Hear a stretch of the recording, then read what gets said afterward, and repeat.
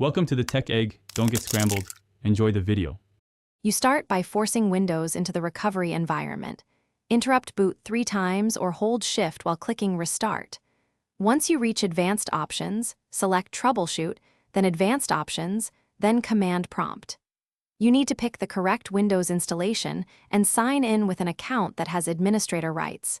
If you can't, use a recovery key or another device to retrieve credentials. This step drops you to a low-level shell where you can run repairs without the graphical shell interfering, so you can fix file corruption and boot records directly. Once at the command prompt, start with disk integrity. Run chkdsk/f/r to map and repair bad sectors and file table errors. After that finishes, make sure to run the offline system file checker.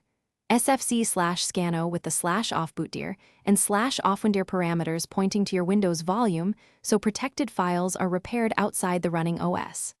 Finally, repair boot structures by running bootrex/fixmber, then bootrex/fixboot, and bootrex/rebuild to restore the Windows bootloader. After repairs complete, type exit and choose continue to try normal boot.